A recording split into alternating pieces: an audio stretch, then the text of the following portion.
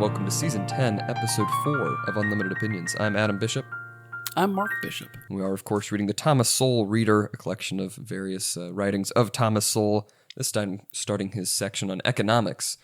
So we read, I don't know, is it 7 articles this time? One of them was a little bit longer than the usual 2-page articles, something like that, but various economic thoughts about what he thinks about economics. I think I'll just keep saying the word economics so people know that this is an episode about his economic writings. I did not count the number. I apologize. That's all right. You seem like you're in a better mood for this episode. I think I was a little under the weather still last week. Yeah, I've been sick the past week or so. You're a little more perky. Thank you. Could it be that a certain special person is coming home soon and you're excited? That's possible. She's coming home from France Friday. Nice. Yes, it'd be good to have her back. The listener. The listener. Yes. Well, we have more than we should get her a T-shirt. Although I'm ruining now because she may actually listen to this. But we should get her a T-shirt that just says "The Listener." That'd be pretty funny. That'd be pretty good. Oh man, there's something along those lines. She'd appreciate it, I'm sure. And then, have the name of the podcast somewhere on the T-shirt. Yeah. I got her a shirt. This is kind of funny.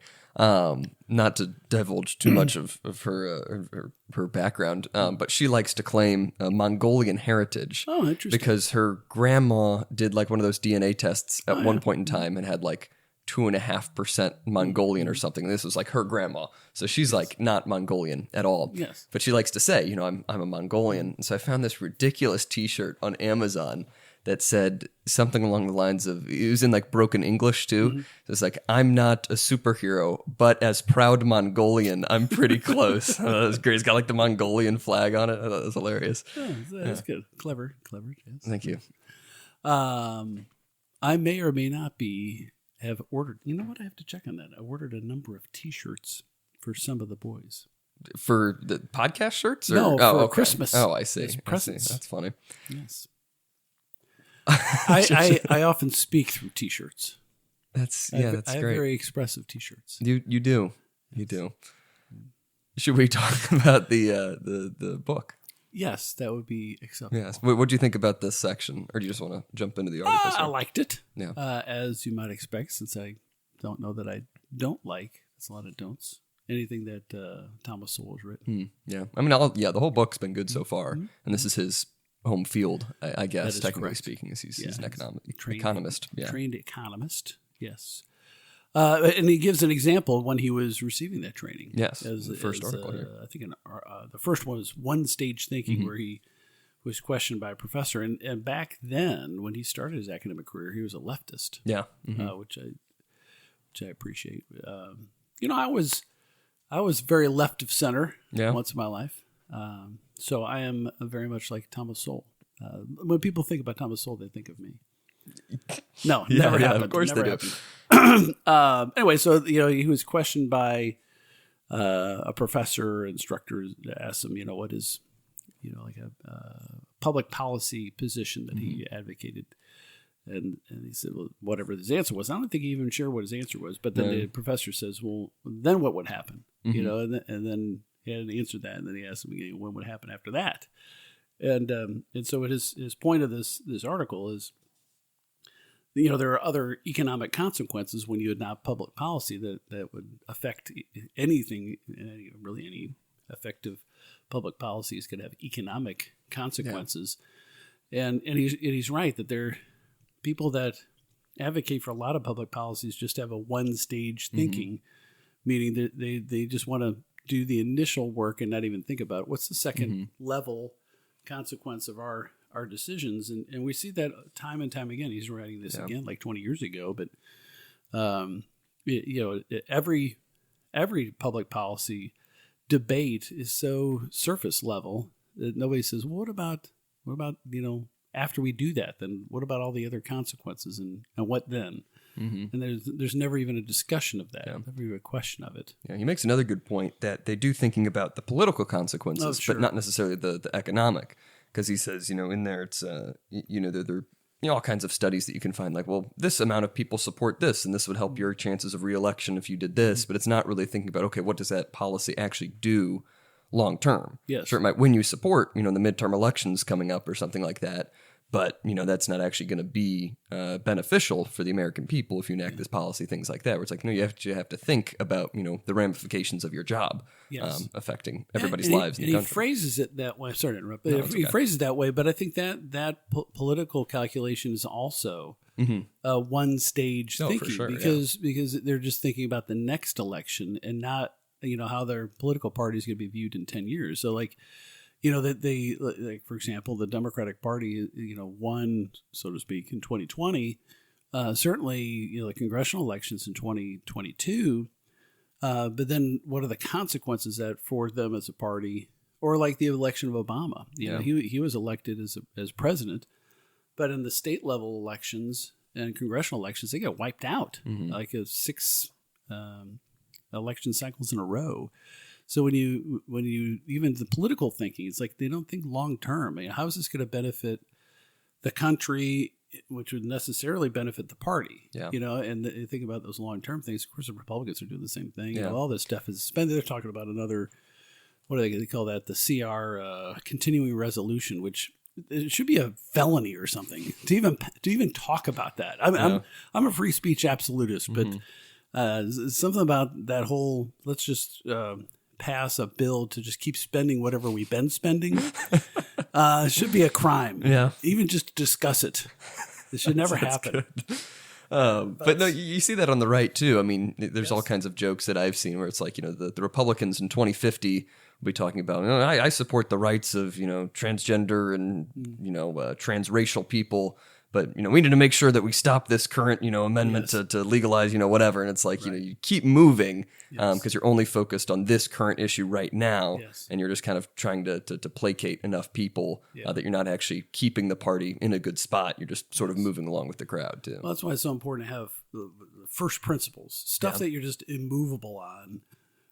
Because, the politics will sway back and forth depending on how, it'll play out on particular policies or not. And I think, I know it'd be like, was it apostasy to say this? I do think in the future, gay marriage won't be considered to be such a divine right as it is now, because there are a lot of second and third tier consequences of the way that was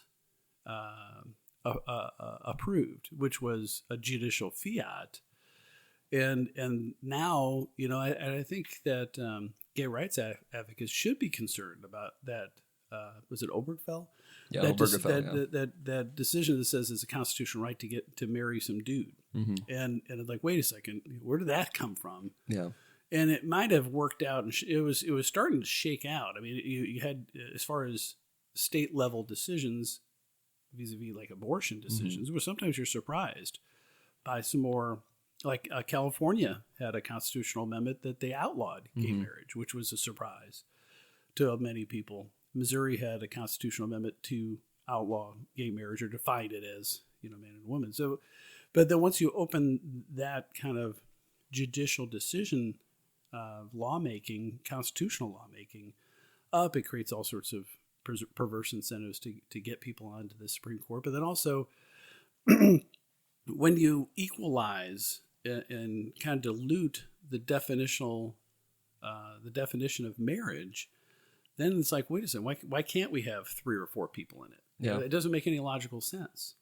And I think the trans thing surprised me, as I mentioned before, because I just didn't fathom that would be a thing that anybody would really advocate, because it's just so bizarre. But maybe I'm more bizarre than other people, because I thought the next thing would be like cousin marriage, incest, because it's consenting adults, and if you sterilize them, what's the consequence? Yeah. I do think the next one is going to be bigamy, because why is bigamy illegal? Yeah, I don't know. There's no logical reason to not allow people to marry 15 people. I mean, what? Yeah. I know of no logical reason to say you can't have that, because if it's contract law, I can have third party contracts. I could have contracts with a number of people, like a football team.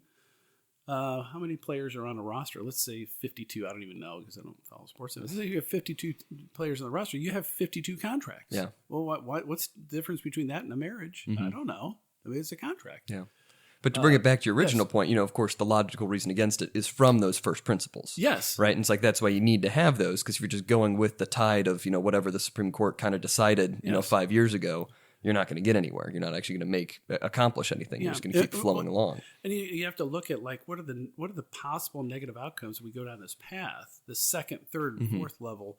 And I'm not saying that it was expected, but it's, I won't even go down that path. But there are all sorts of negative things that could happen. Of course, the negative things happen, without a change in the rules.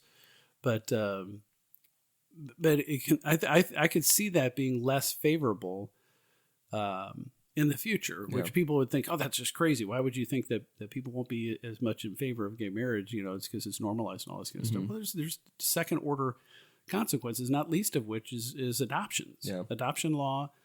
And when you look at the statistics, that the best,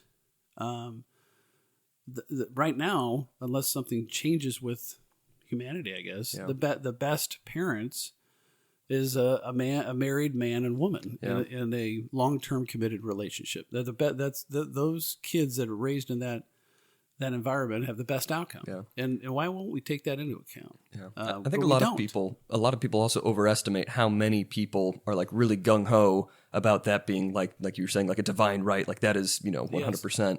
I think most people are ambivalent. Yes. Yeah, do whatever you want, I guess, as long as it doesn't bother me. But I think people underestimate how large of a population, especially among young people, and we've talked about this in the past with a growing, religious group, and more openly like religious and more open to like having religion as part of, public life, especially among young people who are, much more opposed to those sorts of things. Yes. Not even just ambivalent, but like, maybe that shouldn't be a right at all. And I think that's a growing segment. Yeah, your generation is actually have to live through it. Yeah.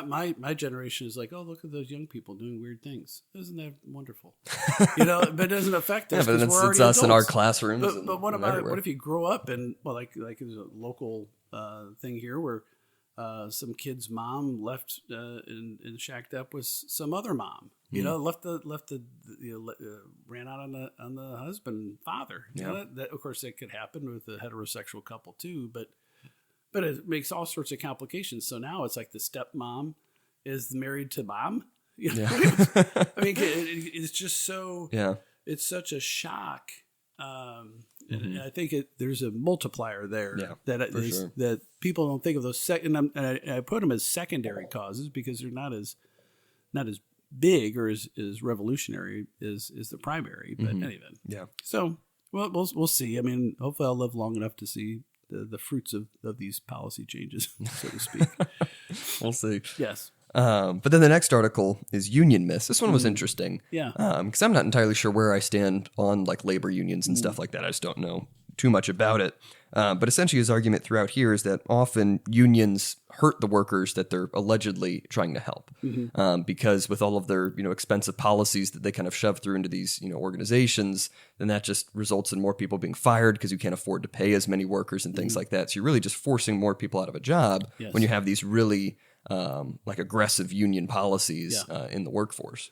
Well, you'll see, like what he's referencing in Wisconsin was a big headline deal back then, which was Scott Walker was the governor of Wisconsin, and he fought the Democratic Party had run out of the state to keep it from having a quorum to pass certain laws, and it was basically requiring recertification elections for unions, and also the big kicker was that it was a law that passed that required public entities to competitively bid health insurance plans, because the teachers union and there was another union, a government union, as part of their collective bargaining agreements, required that the public entity would buy the insurance through the union plan, which was not a competitive bidding. It was, and then the proceeds from that was used as a political slush fund. Yeah. So it paid them back the back end, and then once that passed, they couldn't compete in a competitive bid market, and so it kneecapped the funding for the Democratic activists, and many unions decertified because people were like, well, we don't need a union if we're government workers because we have all this civil service protection. Now, why am I paying a couple $100 a month for what? So that you can give it to the Planned Parenthood?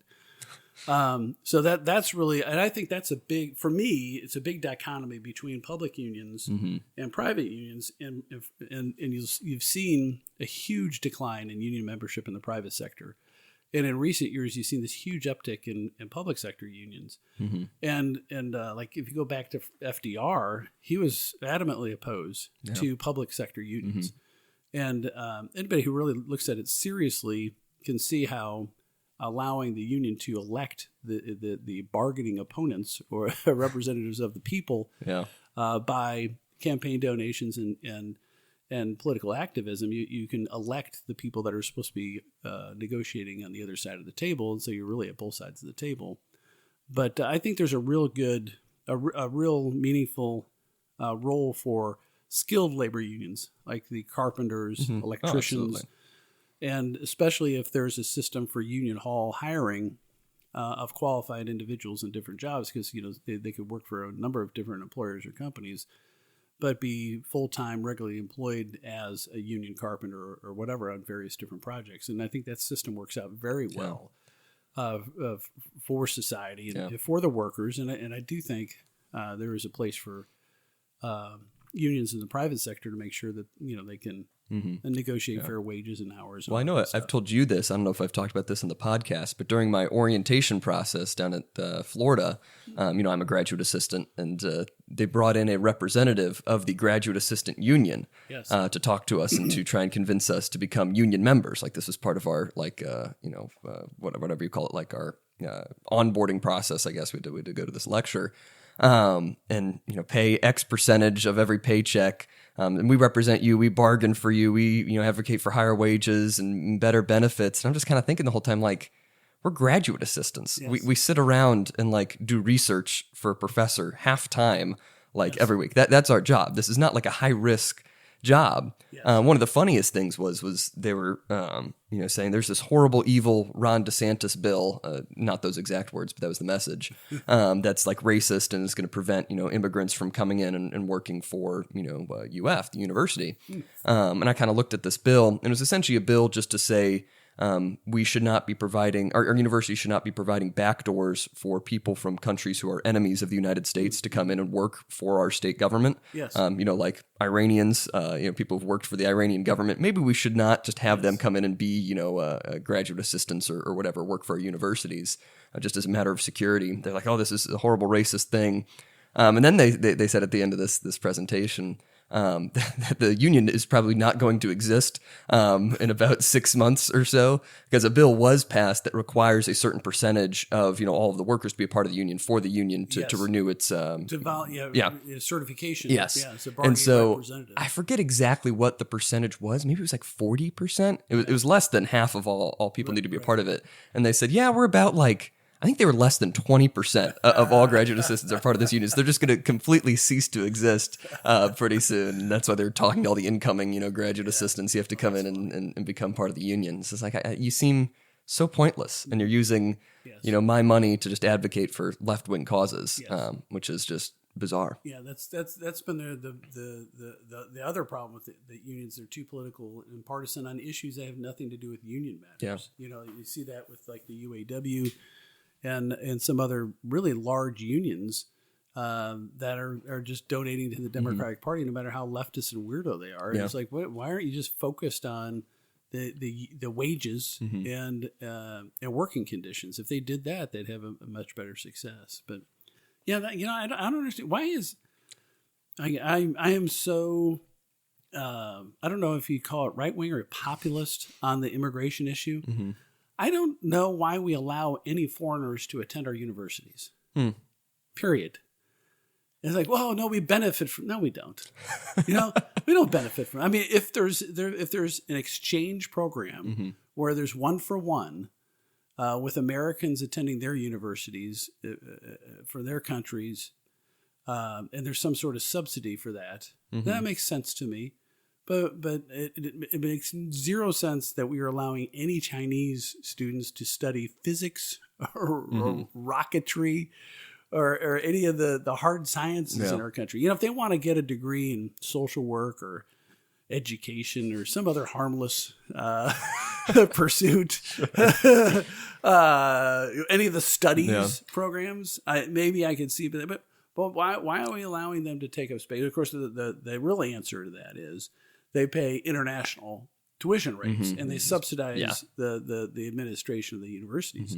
But I don't, I know we're supposed to be the world-class universities, and so that's why people are coming here. But they're also coming here because they have a lot more freedom than they would in their home countries. And there's a whole bunch of people that are worried now because Trump's talking about revoking visas for people that have been arrested. Now, a lot of people have been arrested, these anti-Israel, anti-Jewish protests. Yeah. And, I'm 100% in favor of that. Just revoke them. Send them back home. Yeah. I don't know if I've told you this story, but at my undergrad, we had kind of a disproportionate Nepali population of Nepali international students. And I had some friends who worked like in the international student office. And I was like, why do we get so many coming into Truman? Yeah. And evidently it is known in Nepal that Truman State University is a university that you should apply to if you're an international student, want to get into the U.S., because they'll accept just about everybody. And then once you're there, once you have your student visa, once you're accepted, it's much easier just to transfer to another school within the United States, like after your first semester. Interesting. And so it's like kind of just a gateway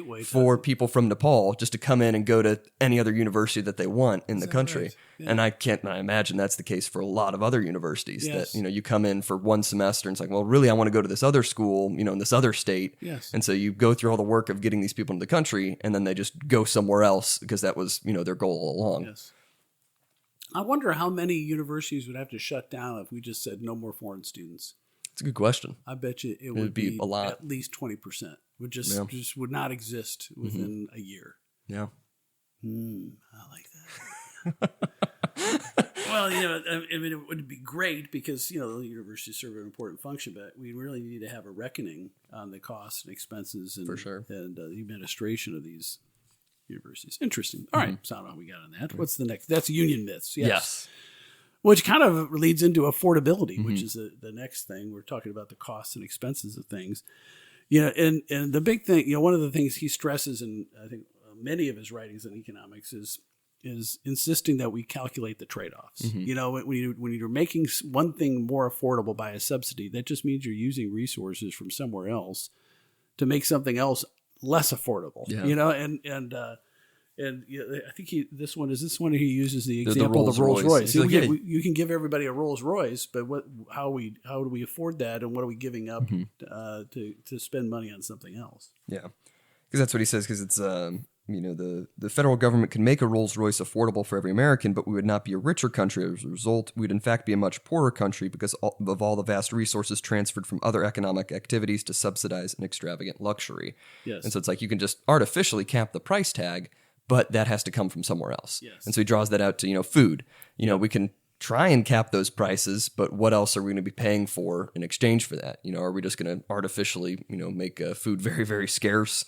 How is this going to happen? And I don't understand why people don't get this. It's been tried so many times to have price controls, especially on the necessities. Yeah, he points out France, 1790s, Soviet Union after the Bolshevik Revolution. Yes. He says, a bunch of the newly independent African nations. Yes, France was the revolution, they were like, free bread and everything. But the problem is the people that make the bread will not keep making bread at a loss. Yeah. And so they'll just say, well, okay, I'll just take free bread too. Why am I making all this bread and I don't get paid anything or I'm losing money? Because if there's price controls, it's not actually price subsidies because that costs too much money from the government. So they just say, well, the price of bread is $1 now.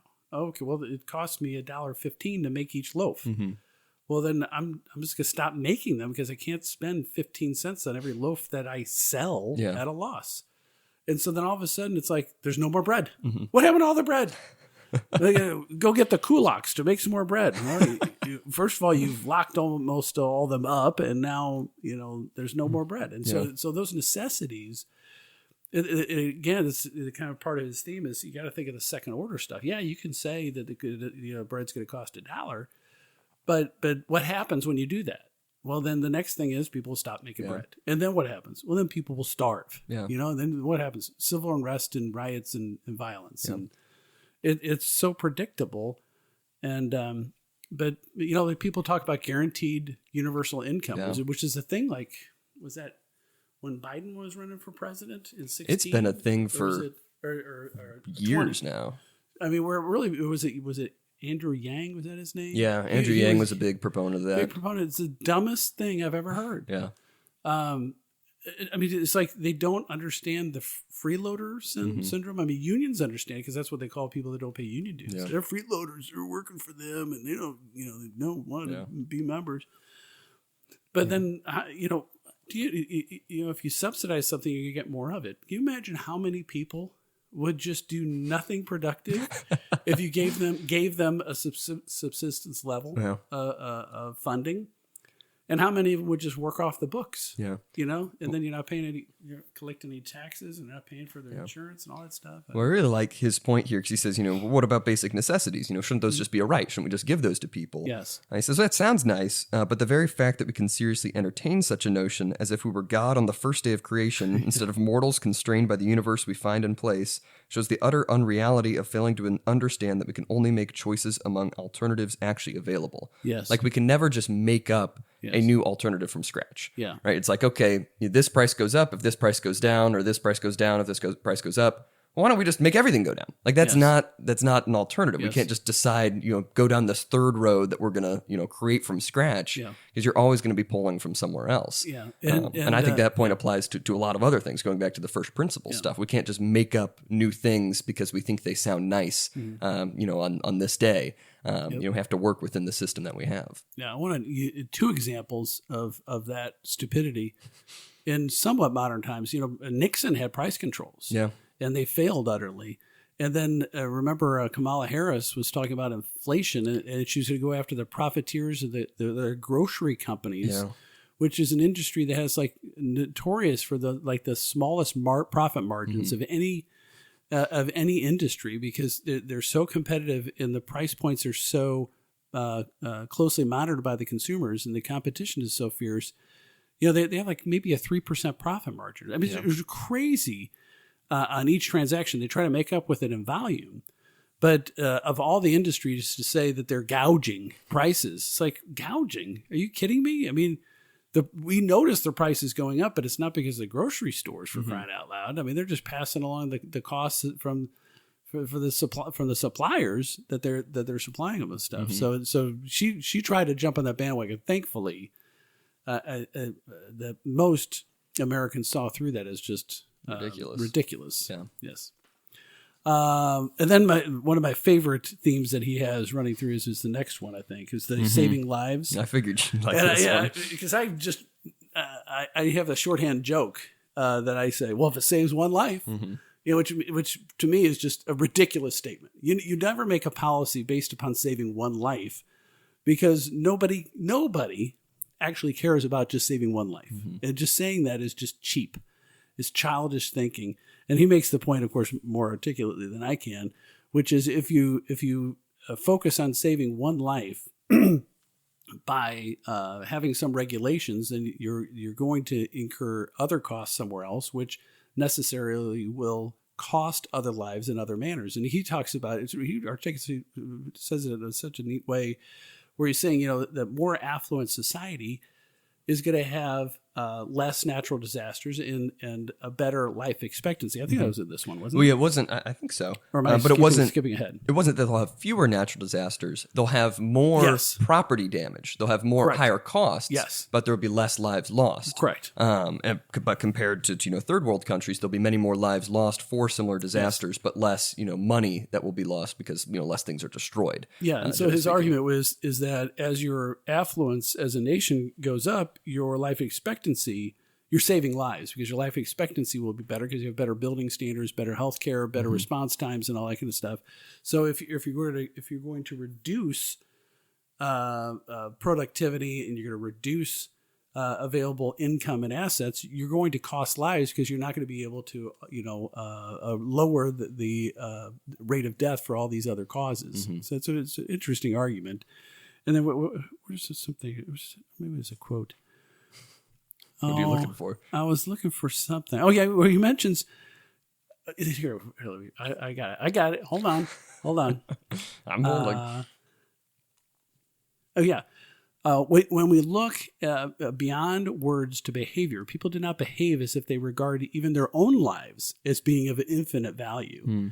Earlier, because he talks about risk takers, you get a better salary for a day more dangerous job, or people that for purely the recreational purposes go skydiving or rafting or mountain climbing.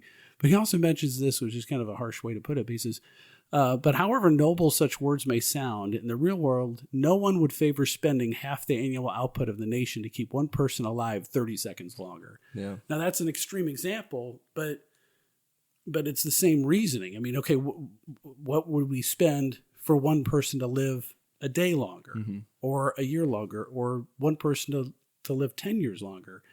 And if we do that, then what happens to all the other 330 million of us? And so again, he's arguing that if you're going to make economic policy, you have to think of those second order causes. Yeah, absolutely. Then the next article was picturing the trust fund. This is all about Social Security. Yes. And essentially his main point is we're running just on kind of an empty promise right now. Yes. And we have been for years. This was written about 20 years ago. Yeah, and it's only even worse. now. Yeah, Yes. absolutely. Well, Al Gore, you're not old enough to remember this, when he was running against Bush Jr. Yes. Yeah. His campaign was, we're going to have a lockbox. And we're going to put all that money from Social Security in the lockbox. And that was his thing. He said it like 5 million times. And so that's why I'm saying it that way, lockbox. And it's like, there's no lockbox. There's nothing. If you had in a lockbox, you know what had to be in there? An IOU. We put that IOU in a lockbox. So it's been known my whole life that the Social Security Trust Fund is going to be insolvent. Now they're talking about like within 5 years. Yeah, I mean we're on the verge, because the baby boomers are getting paid out. Yeah, and he mentions that in here. This is probably written 20 years ago. Yes. It says, what is left in the trust fund for future retirees, including the large and much feared baby boomer generation, whose pensions are scheduled to cost trillions in the 21st century. So he's writing this probably in the 90s. Yes. And it's like, we're living through that right now. It's all of the money that's in Social Security is just coming out of paychecks today. There is no guarantee that the money that I have spent already, the money that's taken out of my paychecks, is ever going to reach me. Oh, you're never going to get it. Yeah, no, absolutely and I'm never going to get it. I'm 54. I would be shocked if in 10 years the Social Security Trust Fund will exist anywhere close to its present form, because the money's gone. Yeah, and the question is, how soon will people my age and younger turn on the boomers? Just say, look, you voted for spending all that money your entire lives. That you have voted for people that have appropriated more money than that we've taken in on an annual basis. So you've already spent it, so you get no more. Yeah, and or you get some sort of subsistence payment if you don't have the assets. There's a lot of people, because it's not means tested. So there's multimillionaires getting Social Security because they paid into the system and they get paid out, based upon the levels of paying in and all that kind of stuff. So at some point, those bills are going to come due. I don't know how we're going to deal with it. Trump is promising not to cut any Social Security benefits, but we'll see what the next step is beyond Trump. And the only way to fix it is to balance the budget now. Yeah. So I guess in theory, Elon Musk and his compatriots, if they're able to balance the budget and get a surplus, they could turn it around and it would be okay. Yeah. Well, and I'm excited about Argentina. Have you noticed that he has now a budget surplus for the first time in decades, right? Decades, many decades, and their positive growth. Really? For their economy. It's like growing at a rate of like 3% Wow. And they're the next fiscal year, I think they're estimating realistically over 5% growth. Wow, it's impressive. Yeah, that's a fast turnaround. Yeah. So it's possible. I don't know. We'll see if it happens. Yes. I mean, I've only been paying into it for about 5 years. I think I had my first job. You've been paying into it for 40 since I was 16. Yeah, I guess. exactly.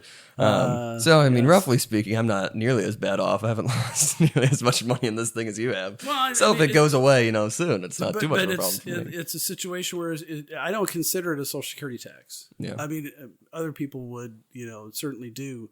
I just consider it an income tax because I know it's all going to the general fund. It's like my theory about recycling. Yeah. You can sort it out any way you want. And like we have friends that like, we wash out our milk jugs and put it in the recycling bin. Like, it's all going to the dump, right? It's all going to the dump. Usually not even our dumps here. We're actually shipping it across the ocean to like China. That's really? not true. Most of the shipped trash is not from the United States because it's too expensive. Yeah. And that's where you have all that, like those islands of trash in the Pacific Ocean, because they charge a fee to ship it to a dump, but then they just dump it in the sea. I mean, who's gonna know? You're out there in the middle of the ocean, and so here, just put it here. So I mean, it's the whole recycling scam. Oh, I feel it. And your mother and I were at a gathering a couple weekends ago. And it was for her friends. And so I refrained this time from saying anything. It was like a half-hour conversation about, oh, do you wash the jars out and this and that? I really feel like I need to do a better job. And then when they get onto the pizza boxes, which is just garbage, okay? I know they're originally cardboard, but they can't recycle that when there's a bunch of cheese and grease soaked into it. It's garbage. It goes in the dump. It has never been recycled. You've ruined it. You have cheese and oil and tomato sauce soaked into the very fiber of it.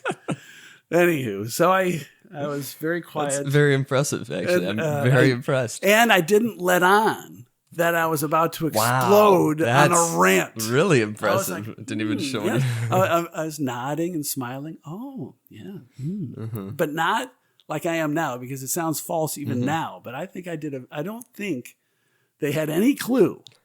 That's surprising. Your mother did look over at me once or twice. Like, is it about to happen? Is it going to happen?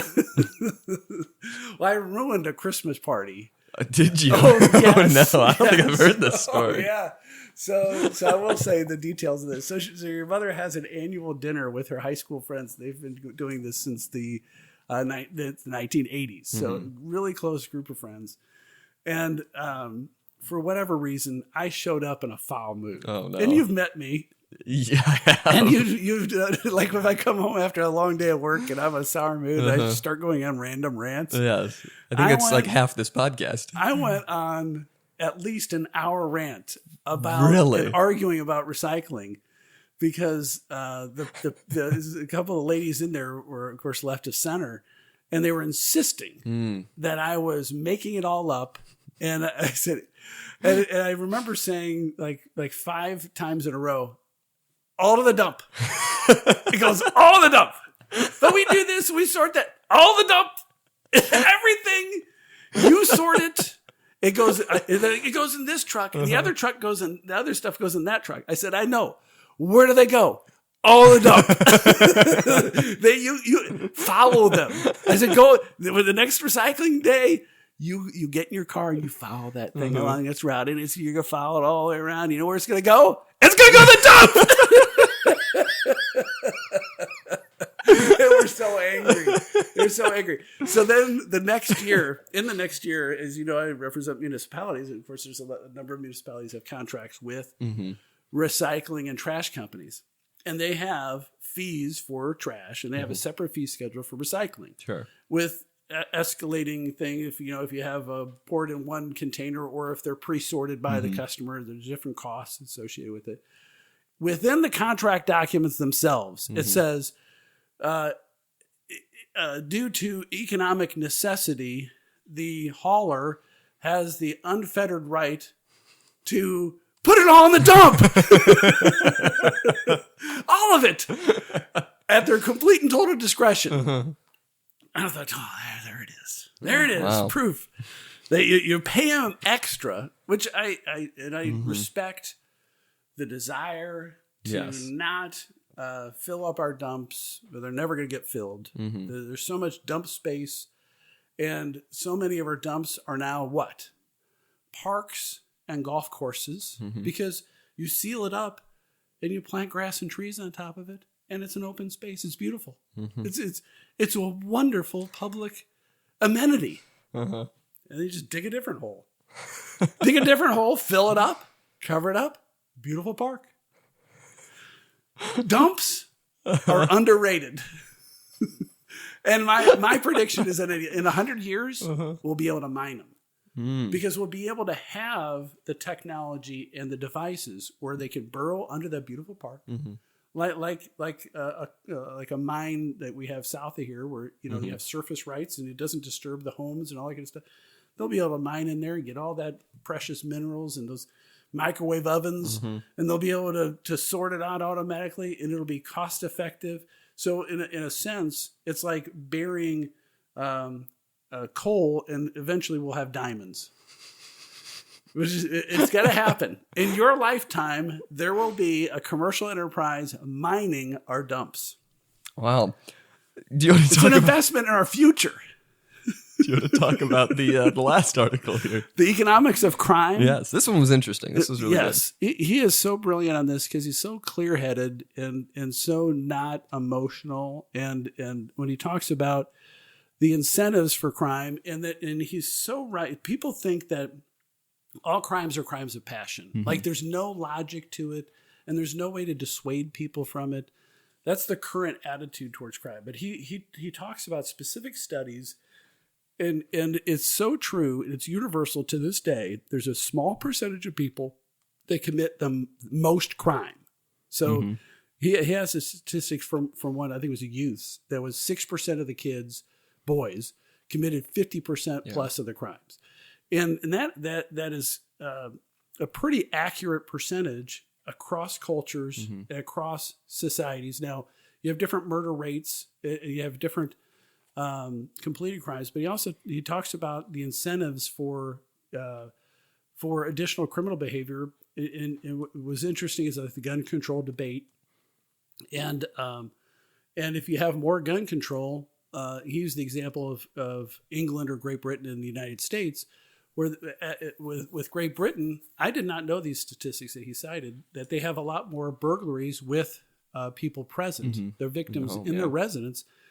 And his theory is that, they don't have that realistic threat of lethal violence from the homeowners. Because they're much less likely to have a gun in the house. Yeah, and there was a recent high-speed chase into our area, into rural Jefferson County, and the guy, I don't know if he crashed the car or whatever, but he ran into a house and then carjacked, stole their car and some money from the homeowner. And I thought, boy, that's going into a home in rural Jefferson County, that's breaking a in risk. the door. You got a 50-50. Yeah. I mean, I know many people that have firearms in places throughout the house. So if somebody were to bust in a door, they're going to get shot. Yeah. In fact, the most dangerous thing is the crossfire.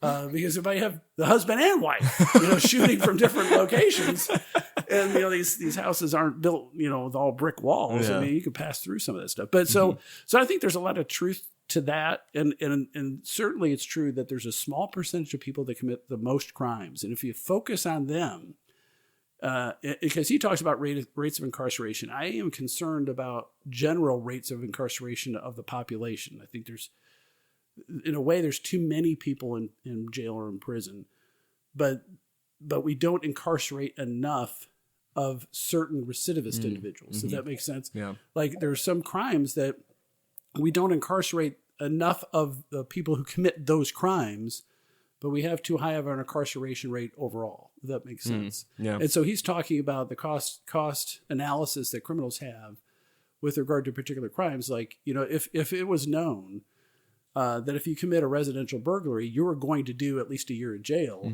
in a certain jurisdiction, you're going to see if it gets out there, and there is a subculture. Oh yeah, and they will communicate among themselves, because there is a certain criminal subculture. Like if you steal a car in Jefferson County, you're going to go to jail. You steal a car in St. Louis City, you will never go to jail, unless you murder somebody with a car. So that they incentivize crime in a jurisdiction of the North, where we disincentivize it here. Yeah. I had a lot to speak about this, but I'm No, monopolizing the conversation. it's all right, because I just really like his overall point that, like, yes, the vast majority of people who do commit crimes like tend to have lower IQs. They tend to be much lower income, much lower education status, things like that. But that doesn't mean that they're stupid, right? It doesn't mean that they're just doing this, out of bare necessity, right? It's like they have no other options. No, they're looking at things and they're thinking, no, this is an economical option for me. This is a good option, weighing the costs and the benefits. Of course, depending on the case. But it's like, they might not have, opportunities in other places, or as good opportunities as they think they have in crime. Well, it's like, well, if I do this, maybe I get 1 to 2 years. It's worth it right now. Yes. And that's worth it, especially if I don't get caught. They're making these cost benefit analyses. They're not just doing it at random. That there is sort of a common logic to it. Yeah, we've seen that in California the last couple of years, where they decriminalized shoplifting. So they would I think it was like was it 950 or was it higher than that? Anything stolen less than that amount, 750. I think so. Anything below that amount was not even a crime. It was an infraction or something. Yeah. You couldn't serve any jail time for it. It was a non bail offenses, meaning they wouldn't have to post anything; they just get immediately released, even if they were unlikely to get arrested. Yeah. And you see, the result is you walk into Walgreens, everything's under lock and key. Yeah. And it's like, I just kind of wanted to get a bar of soap. Let's get a clerk over here to unlock the soap cabinet. Oh, Jesus criminy. Can't we just hand them? It'd almost be more efficient to give every thief like a gift basket. Here, you just don't steal. We're going to leave everything else open for our real customers. All the thieves come over here in this line, we'll give you a gift basket for free. I mean, it would be more efficient. Yeah. You know what would happen? They'd steal all the gift baskets and they'd steal everything else. And then they fight over it among themselves. Yeah. But what was the other thing I really liked him talking about? Well, I liked him. The bail bondsman issue, which was really clear, which is demonstrable, that they have a vital function in the criminal justice system, because they will hunt you down. Yeah. And I have a number of stories about that one. Because I really like, his point there. It's like the police are not going to focus on one particular person. Right. But if you're a bail bondsman, if you get this guy in, you get that reward, and you get that, well, it's a judgment. So Yeah. so it's like an insurance policy. So if it's a $20,000 bond, you get a $2,000 fee, which is a nice fee. But if the person skips out, then the judge is going to take a judgment against you for $20,000. So you have 20,000 reasons to go track that guy down, and there's certain lawful exceptions, and there's releases that these people sign authorizing essentially unlawful entry in any place they're located.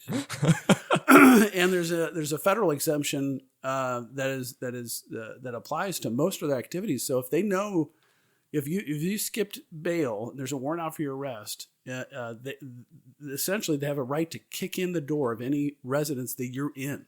Yeah. So they will come in there, guns a-blazing, and they will get you. I remember when I was a young public defender, I had a client that faked his own death, and but they found out he faked it, so he was on the run, and this bail bondsman was on the hook for thousands and thousands of dollars. And what they do is they bribe all their friends. So they say, here's $100. If you get me information that gets this back in here, I'll give you another 200. Yeah. So because they know who and they have regular sources, of course, the trailer parks or whatever. So there's a female bondswoman, and the guy was going to go to California, but he got a ride out to a truck stop out in Warren County off of Highway 70, and he got stranded there. So he's calling people to try to get a ride out to Kansas City and head that direction. He called the wrong friend because the bonds person got tipped off. And anyway, so he told me about he got in custody, and so I'm representing him. And I said, well, how'd they find you? Well, my friend must turn me in. He says, that bitch, she pulled a gun on me at that truck stop, and you know what she made me do? I said, what? She said, well, she said, because she's like under 5'5". She's a really small gal, tough as nails, and so she put him in the trunk. she put him in her. She said, I can't have you attacking me on all the way. It's like a 1.5 hour drive, and drove him all the way back down to Hillsborough, and Wow. Pulled up in front of the front door of the jail and got the sheriff's deputies out and said, I got this guy in my trunk. He unlocks the trunk. They haul him into the jail. That's great. Yes. So yeah, That's really funny. It works in its own way. Now it's of course an expense for people that are accused of crime, but Yeah, I really liked his example too. Pre-World War II Britain, where Yes. it's like criminals self-regulating themselves. Yes. Because if you were caught, committing a crime with somebody who had a gun on them, you could be hanged too, Yes. right? Not no matter what you did, as if you're just within that same sort of group of people, and so they would pat each other down, make sure no one had a gun on them when they went to commit crimes. And it's like, yeah, if you have those incentives in place, sometimes the criminals will regulate themselves, and they won't commit greater offenses because of the drastic penalties for that. And it's like that's not even just a question of like are police resources being used effectively here? How do we tamper down on this? It's like, well, sometimes they'll just do it themselves because there's a good rationale for it. yeah. I have. Do you have time for another story? Sure. I have a sad story. Okay. That was one of the jury trials I had back at the old job. It was an armed robbery of a bank. Two guys about your age go into a bank right at the Brentwood. Where 170 and 40 interchange is. Okay, yeah. There's a bank right there, and there's a Target, and so there's a police officer's driving by and sees two guys coming out of the bank with pistols in their hands, pulling masks off their heads. It wasn't well thought out. They get in a car. There's a kind of a high speed chase throughout Brentwood. Well, it turns out both of them agreed. They're going to have guns, but unloaded. One of them lied. Oh no! Because he had one bullet. He was the driver, so they end up wrecking the car, and like police are surrounding them. Put the guns down. Blah blah blah blah. This guy killed himself, and so his partner in crime, so to speak, and that guy that killed himself was a law school dropout. Wow. And otherwise, no criminal record for either of them. They thought this was a good idea. The guy who didn't kill himself was insisting he shouldn't be guilty of a robbery in the first degree. It doesn't even really matter if the gun is loaded or unloaded because the effect is the same on the victims. However, he went to trial and he lost and he got time. And I tried, and actually his attorney afterwards, thanked me for. I made several pretty generous offers for him. He was going to have to do some jail time, right? Because you can't commit an armed robbery and say there's got that going to jail. Yeah. But he wouldn't take any deals. Really? He went to trial, and I think he got 20 years. Wow. He'd be out by now. But he seemed like a nice guy. He just was unreasonable. I don't know. Poor choice in friends and poor decisions with regard to plea negotiations. but he thought, because he's turning, looking at all these police around him, and here's a bang. He thinks they're shooting at him. But it was just one bang. Thankfully, they didn't unload on him because you hear a gunshot after an armed robbery. So he was lucky he didn't get himself shot, but his buddy killed himself. Yeah, so it would have been better if they and quite frankly, in theory, we could have charged him with felony murder because the other guy died in the commission of the offense of the felony. But we didn't go that route. So we're like, well, the argument was the crime was kind of over. The argument was this guy had his hands up, so he probably surrendered at that point. And so any death that resulted after then probably wasn't in the commission because of the felony. That makes sense. Yeah. Interesting legal issue. Yeah. I liked that. I guess this is sort of the last section of the article here, but his discussion like organized crime. Yes. Right. Who don't really see themselves necessarily as like just regulators. Yeah. They see criminal code. Exactly. Yeah. That was really interesting because it's like, it is much more, beneficial for them to not, kill what the district attorney was the example he gave, where it's like the mob bosses in New York City killed the people who were planning on killing the DA because the DA was going to go stricter on them and things like that. And it's like, well, okay, we'll lose some money. We won't make as much. But if you kill this DA, that's going to make massive public outrage, and they're going to be over us 10 times as much than just the regular actions of whatever this DA was going to do. And it's like, that makes sense. That's a very logical thing. It's like, we keep that guy in place because, it'd be a smaller loss than, the outrage that would happen if these other mob bosses were successful.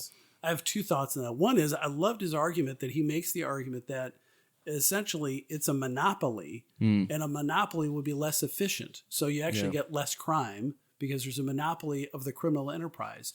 He makes the argument that if you have a number of different individual criminal actors, you're going to have more violent crime because they're going to all act in self-interest, like the example of shooting the shopkeeper. Well, a monopolistic criminal syndicate in that area is going to tamp down a certain amount of crime because they want to control it all. They don't want people honing in on that. So I thought that was one of the undercurrents I saw in his argument. It is true about monopolies too. The monopolies are less efficient.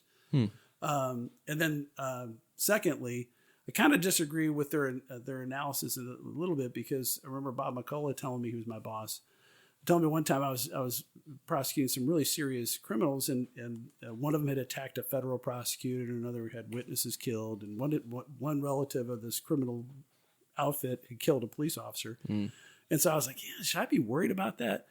And I was we were in the lunchroom. I remember Bob looking at me dead in the face. He says, I don't think you have anything to worry about. I said, really? How come? He says, well, police officer's a witness. You kill a witness, there might not be a prosecution, but you're replaceable. It's like, oh, okay. He says, they kill you. They know I'll just assign a different prosecutor to the case, and all they're doing is picking up another murder charge. So, don't worry about it. You're fine.